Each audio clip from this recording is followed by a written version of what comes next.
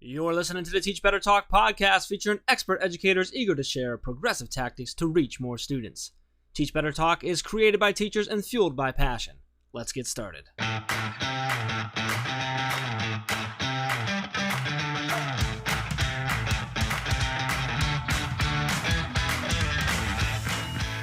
Hey guys, welcome to a bonus episode of Teach Better Talk. We are at IDEAcon and we are recording live. And we are so excited to bring you multiple segments with amazing educators. I am with that guy, Jeff Gargis, who sometimes hosts the podcast with me. So, hey, Jeff, how are you? I'm good. How you doing? It's I'm awesome. fine. This has been a lot of fun. We just got done with our podcasting session where we got to basically just do this for like an hour in front of people, which was a blast. Yeah, I was bummed that wasn't recorded. How many did we had in there? Too many. 50, 60, 100,000 awesome. people? Yeah, there was like 15,000 people in there. 15,000 people in our session was amazing. Sure. Yeah, people were on other people's shoulders. It was great. So we have an amazing educator with us that we're going to get to because you did not come here to hear Jeff and I talk. So Natalie, would you mind introducing yourself? Tell us a little about you. And we had a great time hanging out last night. So we did. Hi, I'm Natalie Perry, and I'm an assistant principal / technology integration specialist from Farmington School District, which is just outside of Peoria. I know, you're so close to me. I love that. Yes, and I went to school in your district. I love it. It's so cool. Yep. See, I don't know if you know this, but she's on Central Time, Jeff. You're always like on I'm Eastern on Central Time right now, too. Oh, right now you are, but I'm just saying, this is then where I'm it's going to go at. back to real time. Whatever.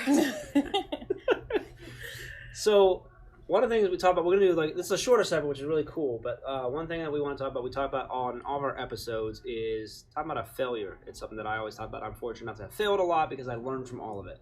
Even though I might not have liked it at the time, I love reflecting back, and I still learn from things that I messed up on 10 years ago.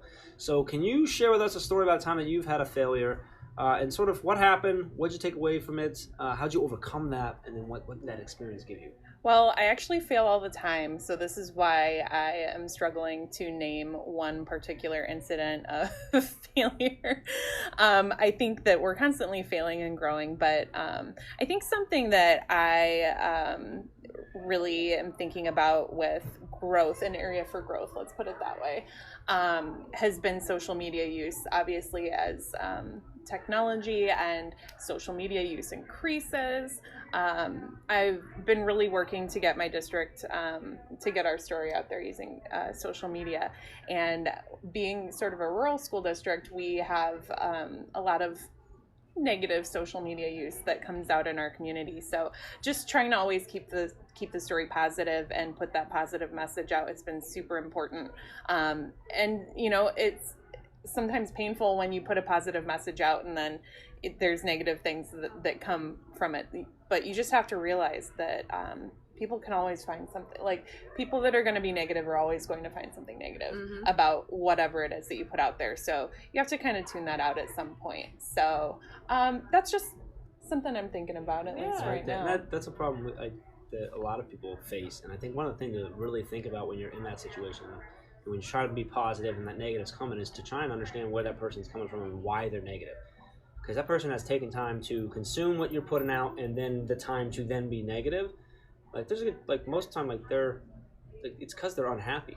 Right. They're upset or they're whatever. And so if we can listen to them and try and engage with them and figure it out, and I'll always say kill them with kindness, always be positive and continue to be positive, but trying to seek them out. And you're not always going to be able to get there, right? Because I'm not always going to work with you, but trying to figure out why are they negative? Maybe it's because they went to your district and they're not where they want to be in life and they're upset. Maybe it's because something happened with their kid. Maybe it's just because they're having a rough year or decade. But if we can find a way to just continue to be positive, because maybe you're the only positivity that's going out. Right.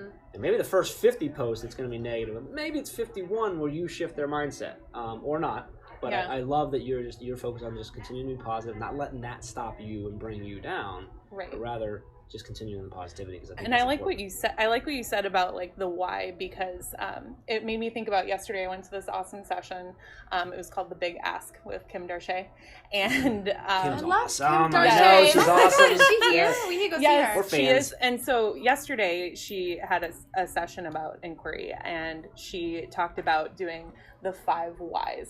So when someone has something negative, you ask why, and then they give you a reason. So oh, I'm really mad that there was a 2-hour delay start today.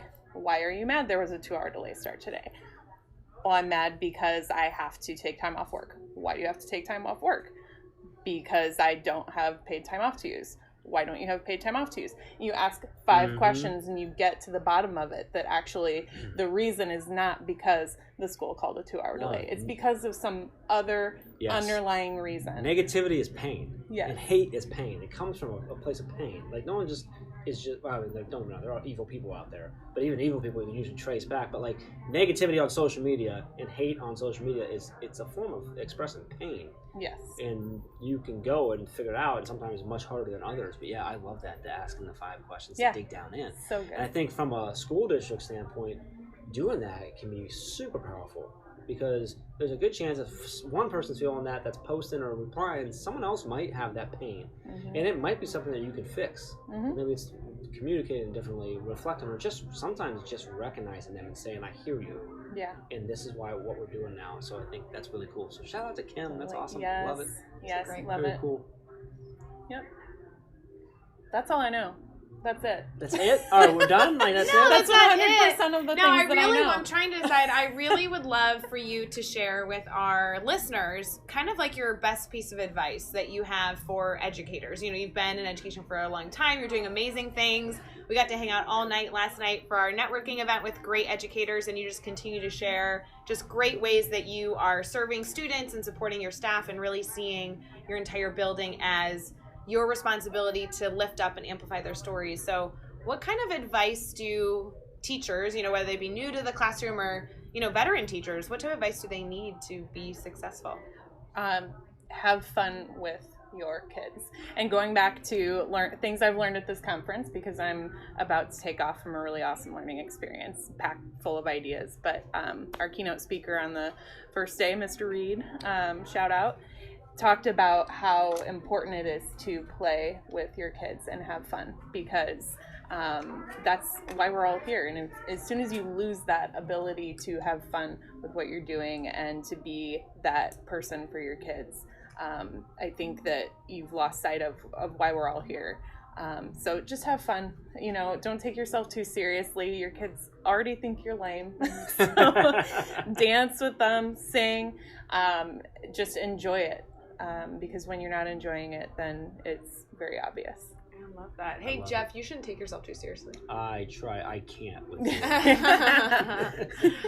Natalie, you've been so fun to connect with. I love all the things that you're doing. It's so great that you're so close, because I know that this will not be the end of us connecting. It will not. This will be super fun. Yes. Hope to see you real soon. Speaking of, you want to tell us how anyone listening can connect with you and keep the conversation going with you? Absolutely. I am on Twitter at Natalie Perry 3.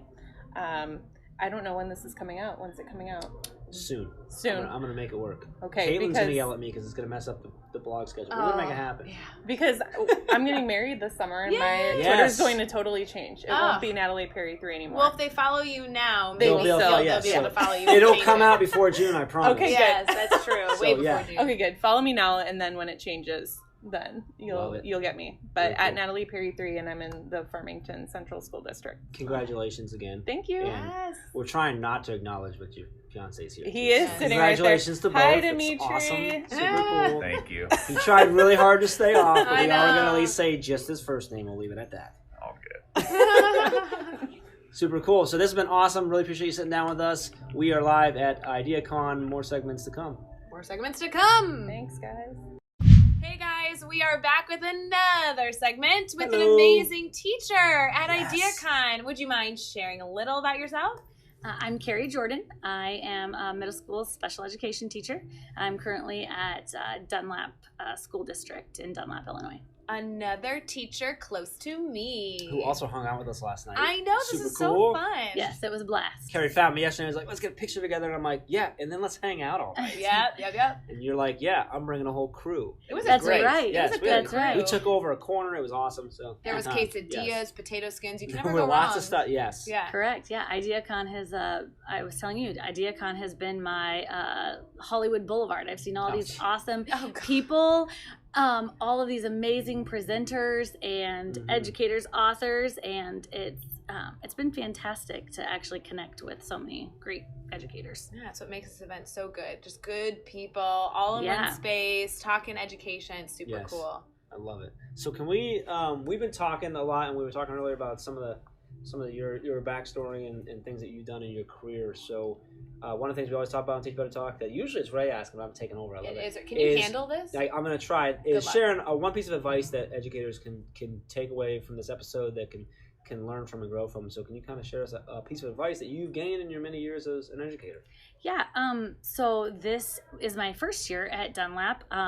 I just took this position actually late summer, and I didn't really want to leave my past colleagues, and but sometimes as educators, we really have to take those risks to grow ourselves professionally, and so taking this job was a really good thing for me. So I've been able to grow, network, and so just sometimes taking those risks that you wouldn't normally do. Yeah, I remember when I had a job before my one that I'm currently doing right now, it was so hard to make the choice to leave. It was a very similar situation for you. You were very happy there, yeah. I was so happy at my first job, and I was so appreciative, and I had so many big plans and dreams. And so for you, as you were reflecting on, it's this mix of not wanting to disappoint people, but also having great opportunity. Exactly. And so how did you balance that? Because I even will say, if somebody asked me how I balanced it,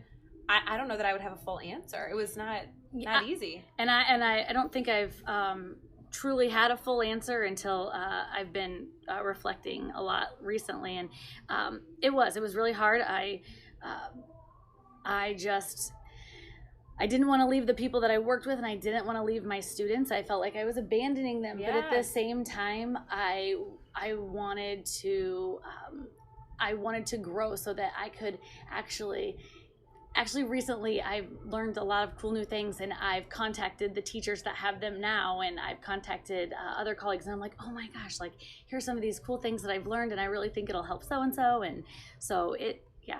Well, and actually, I think that teachers have this concern, like, I'm abandoning their students. I think you said that perfectly. But then to hear that you've learned since your time, and you went back to your colleagues, your students, and enriched their life. I mean, in some way, it's almost selfish for you not to have taken that leap that if you were debating one way or the other, because they've benefited from you being a well-educated, growth-minded teacher. Yeah, those risks are hard to take, and leave, like I said, leaving your team, leaving the school district was hard, but it's been a good thing. And I don't know if I still have that full answer and full balance, but at the end of the day, you growing and all the positive things that have come out from it's been good. It's a great piece of advice. Yeah, the cool thing about this, like big decisions like that, is that you will never know how it would have turned out if you would have done it the other way. So it doesn't matter. Right. Like you made the decision, you went with it. I love that you're reflecting back. I'm curious though, when you were trying to make the decision, did you or did you not get a legal pad and do like a pros and cons? Like, is that how you did it? Is that someone listens like, yeah, but like, how do I make that decision? So there were a lot of things into that, but yes, there was actually a pro and con list. There was. Okay. There was a pro and con list. Was it on a yellow legal pad? Actually, I think it was on the same list that the groceries were on. Because you're a teacher. That's why. Yeah, I love it. That's great. So yes, there was a pro and con list. I love it, taking that risk, because you never know how either way is going to turn out, but taking the risk allows you to do that. And that's really cool. So good stuff. Great story. What do we want to touch on now? You had a whole plan. I had a whole plan. Yeah. So we talked about that. Advice. So we're going to talk about. So let's talk about the conference. So we're here. That's what IDEAcon. We're here. So big shout out to IDEAcon and IDEA Illinois. We're fans. Let's just say that. We're fans. We're fans. Huge. Conference has been great. Really like how they put it on. Great sessions. I've been here since yesterday. It was great. Super excited. We got to hang out and everything like that. But also, there's a lot of really amazing sessions. So many amazing sessions. Let's talk about something you've taken away. Like, I know it's probably hard to grab one, but can you grab like one thing like really specific that you were taking away from the conference? Yes. So, like I said, I teach special education, and I went to Julie Powell's conference on virtual reality, and I cannot wait to get back because we are going to try. One of the things she talked about is taking virtual tours, virtual field trips, and I think that'll be awesome for my students to get that experience. I found another teacher with me in my district who's here. I tracked him down and said, I have a great idea for co-teaching next quarter.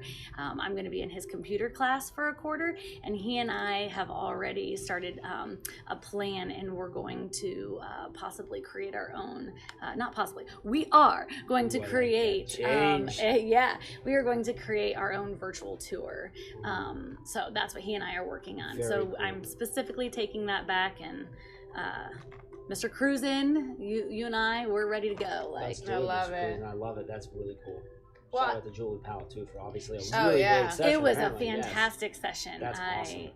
I absolutely loved it. There were so many things in that that I took away. The mystery hangouts, the virtual tours, and yeah, it was great.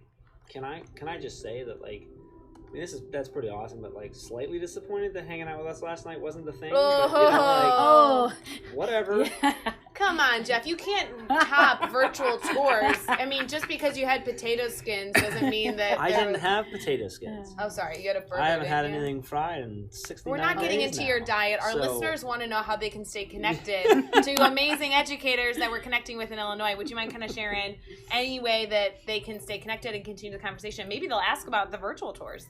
Yeah, so I'm on Twitter. It's at Mrs._Jordan623.